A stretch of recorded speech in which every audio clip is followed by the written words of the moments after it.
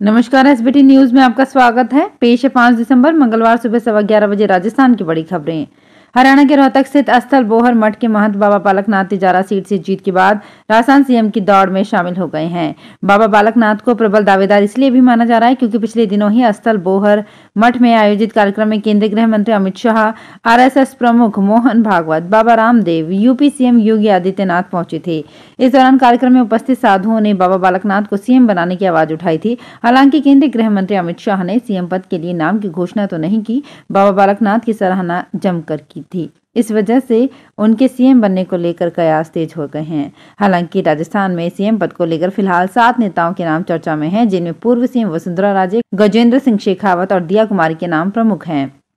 राजस्थान के राज्यपाल कलराज मिश्र से आज यहां भारत निर्वाचन आयोग के प्रमुख सचिव नरेंद्र एन बुटोलिया और राज्य के प्रमुख निर्वाचन अधिकारी प्रवीण गुप्ता के नेतृत्व में मिले एक प्रतिनिधिमंडल ने मुलाकात की। बुटोलिया एवं गुप्ता ने इस दौरान मिश्र को राजस्थान विधानसभा चुनाव 2023 में निर्वाचित 199 सदस्यों के संबंधित दल सहित उनके नाम की अधिसूचना की प्रति सौंपी।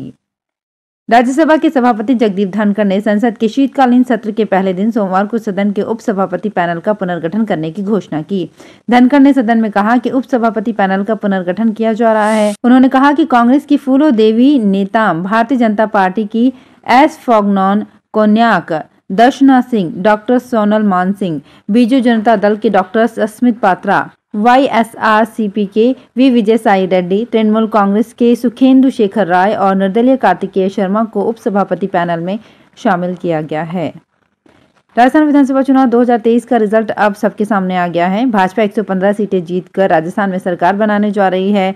जनता अपने पसंदीदा उम्मीदवार के बारे में हर जानकारी जानना चाह रही है। राजस्थान विधानसभा चुनाव 2023 में सबसे अमीर प्रत्याशी रफीक मंडेलिया हैं। रफीक मंडेलिया अरबपति हैं। इनके पास करीब 166 करोड़ रुपए हैं। ये जानकारी रफीक मंडेलिया ने चुनाव आयोग को दिए अपने हलफनामे में लिखा है। रफीक मंडेलिया चूरू विधानसभा सीट से चुनाव लड़ रहे हैं। राजस्थान विधानसभा चुनाव के रविवार को घोषित नतीजों से एक बात स्पष्ट हो गई है कि मुख्यमंत्री अशोक गहलोत के राहत की घोषणाओं पर प्रधानमंत्री नरेंद्र मोदी के प्रति मतदाताओं की चाहत भारी पड़ी। चुनाव तो दोनों पार्टियों के बीच लड़ा गया, लेकिन असल में ये गहलोत बनाम मोदी हो गया। दोनों ने अपने अपने दलों की ओर से सबसे ज्यादा चुनावी यात्राएं की, सबसे ज्यादा सभाएं संबोधित की और दोनों ने मुख्य रूप से एक दूसरे को निशाने पर रखा। सुप्रीम कोर्ट ने सोमवार को आप नेता सत्येंद्र जैन की अंतरिम जमानत 11 दिसंबर तक बढ़ा दी है। उधर दिल्ली की राउज एवेन्यू कोर्ट ने एक्साइज पॉलिसी मनी लॉन्ड्रिंग मामले में आप नेता संजय सिंह की न्यायिक हिरासत 11 दिसंबर तक बढ़ा दी है। संजय को ईडी ने अक्टूबर में गिरफ्तार किया था। जयपुर हेरिटेज नगर निगम महापौर की कुर्सी पर मुनीश गुर्जर एक बार फिर से काबिज हो गई। शुक्रवार को कोर्ट से राहत मिलने के बाद उन्होंने सोमवार सुबह निगम मुख्यालय पहुंचकर पदभार ग्रहण कर लिया। इस मौके पर उप महापौर असलम फारूकी और चुनिंदा पार्षद ही नजर आए। इस मौके पर महापौर ने कहा कि जयपुर की सेवा करना मेरा कर्तव्य है, उसको मैं निभाती आ रही हूँ। पिछले 3-4 माह में मेरे साथ जो भी हुआ वो किसी से छिपा नहीं है। मैं जनता की सेवा कर रही हूँ और आगे भी करती रहूंगी। मध्य प्रदेश में विधानसभा चुनाव के नतीजों के बाद भाजपा में मुख्यमंत्री के चयन को लेकर भोपाल से लेकर दिल्ली तक हलचल तेज हो गई है। भाजपा के सभी केंद्रीय पदाधिकारी और मंत्री दिल्ली पहुंच गए हैं। इससे पहले नरसिंहपुर सीट से नवनिर्वाचित विधायक और केंद्रीय मंत्री प्रहलाद पटेल ने दिल्ली में केंद्रीय गृह मंत्री अमित शाह और बीजेपी अध्यक्ष जेपी नड्डा से मुलाकात की। बीजेपी महासचिव कैलाश विजयवर्गीय भी सोमवार सुबह दिल्ली रवाना हुए। खबर है कि वे भी बीजेपी अध्यक्ष जेपी नड्डा से मिले हैं। राजसमंद जिले की नाथद्वारा सीट से कांग्रेस के प्रत्याशी सीपी जोशी हार गए हैं। उन्हें मेवाड़ के पूर्व राज परिवार के सदस्य विश्वराज सिंह ने हराया है। जोशी 1980 से नाथद्वारा की राजनीति में एक्टिव थे। 2008 में वे एक वोट से हारकर सुर्खियों में आए थे। संसद का शीतकालीन सत्र सोमवार 4 दिसंबर से शुरू हो गया। ये सेशन 22 दिसंबर तक चलेगा। 19 दिन के दौरान दोनों सदनों में 15 बैठकें होंगी। लोकसभा में पीएम नरेंद्र मोदी के पहुंचते ही एनडीए के सांसदों ने उनका जोरदार स्वागत किया। सांसदों ने नारे लगाए, बार बार मोदी सरकार, तीसरी बार मोदी सरकार। सत्र शुरू होने से पहले प्रधानमंत्री नरेंद्र मोदी ने विपक्ष से अपील की। उन्होंने कहा कि बाहर मिली पराजय का गुस्सा सदन में मत निकालिए। देश के 4 राज्यों के चुनाव परिणाम घोषित हुए। इन परिणाम में से 4 में से 3 राज्यों में भारतीय जनता पार्टी ने बहुत बड़ी जीत हासिल की।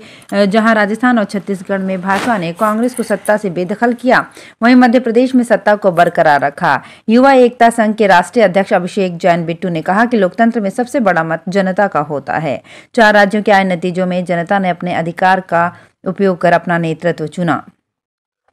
राजधानी जयपुर के कई इलाकों में मेंटेनेंस के कारण आज मंगलवार को बिजली बंद रहेगी। बिजली कंपनी के अनुसार झोटवाड़ा, लाजपत नगर, आर.के. पुरम समेत 20 से अधिक इलाकों में मेंटेनेंस होगा। इस कारण इन इलाकों में सुबह 10 बजे से दोपहर 2 बजे तक बिजली बंद रहेगी। असुविधा से बचने के लिए अपने जरूरी काम पहले निपटा लें। उपराष्ट्रीय पल्स पोलियो टीकाकरण दिवस 10 दिसंबर को मनाया जाएगा। इसके सफल क्रियान्वयन के लिए बूंदी के मुख्य चिकित्सा अधिकारी ओपी सामर की अध्यक्षता सोमवार को बैठक की गई, जिसमें सीएमएचओ ने सभी तैयारियों को टीकाकरण दिवस के सफल क्रियान्वयन के लिए सक्रिय सहभागिता निभाने के निर्देश दिए। उन्होंने कहा कि जिले के चिन्हित हाई रिस्क एरिया, ईंट भट्टों, निर्माणाधीन कंस्ट्रक्शन साइट पर पोलियो टीकाकरण पर विशेष ध्यान दें।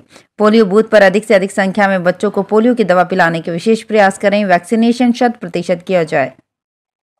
चित्तौड़गढ़ विधानसभा चुनाव में जीत दर्ज करने वाले सभी प्रत्याशियों ने सबसे पहले सांवरा सेठ के दर्शन किए। दूसरे दिन सोमवार को भी देव दर्शन का सिलसिला जारी रहा। वहीं निर्दलीय प्रत्याशी देर रात को पैदल सांवरा सेठ के दरबार पहुंचे और भूमि विकास बैंक के चेयरमैन बद्रीलाल जाट को साफा पहनाकर उनके द्वारा ली गई कसम पूरी की।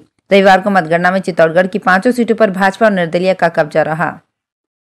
अब तक प्राइवेट स्कूल में ही एग्जाम के दिन क्लासेस लगती थी, जबकि सरकारी स्कूल में सिर्फ एग्जाम होता था, लेकिन अब ऐसा नहीं होगा। राज्य के सरकारी स्कूल्स में भी एक पारी में पढ़ाई होगी और दूसरी पारी में एग्जाम होगा। बीकानेर माध्यमिक शिक्षा निदेशालय ने इस संबंध में सभी जिला शिक्षा अधिकारियों को आदेश दिया है। समान परीक्षा आयोजित करने के लिए दिशा निर्देश भी जारी किए गए हैं।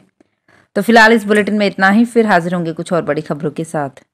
अगर आप भी अपने आसपास की छोटी बड़ी और महत्वपूर्ण खबरों से अपडेट रहना चाहते हैं तो सब्सक्राइब कीजिए हमारे चैनल एसपीटी न्यूज को और प्रेस कीजिए बेल आइकन पर।